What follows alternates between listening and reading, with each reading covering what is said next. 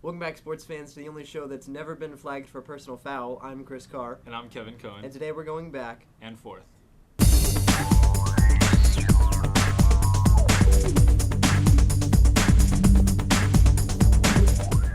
Cal football team nearly escaped Tempe with a win this past weekend as Giorgio Tavecchio kicked a 24-yard field goal to ice a 23-21 victory for the Bears over the Arizona State Sun Devils. With this win, the Bears achieved bowl eligibility, having won their sixth game of the season, while riding a modest three-game winning streak.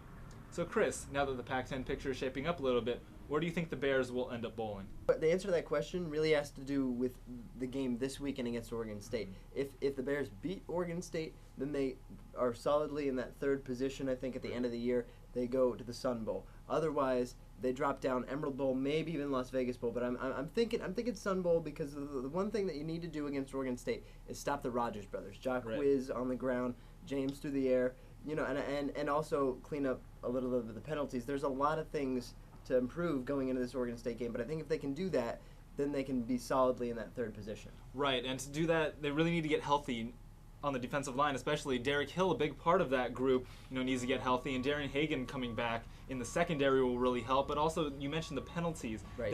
That is something that really needs to be cleaned up and taken care of. And also the little mistakes like Giorgio Tavecchio's missed field goals. If that is taken care of, I think the Bears can really get back on track and finish in the top half of in the Pac-10. And with those penalties too, they had averaged about 4 per game up into the UCLA game, and then it spiked to 7, and now all the way up to 12.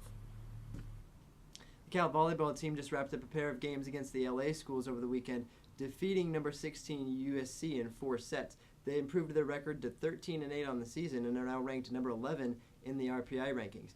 Now, Kevin, can you give us a breakdown of how this game went against USC?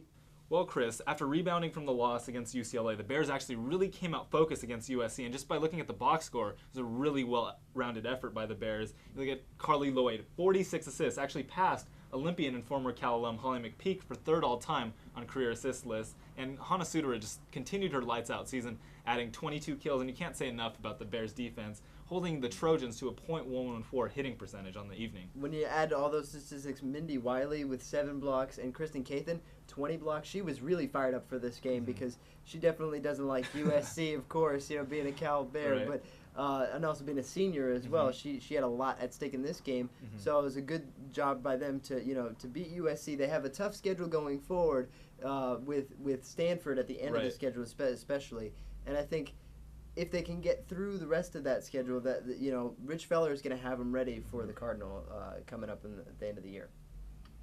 Now we'll be debuting our brand new email section here at Back and Forth. Thank you all for submitting your email questions here at Cal TV. The first one's from Rick, and it's addressed to Chris.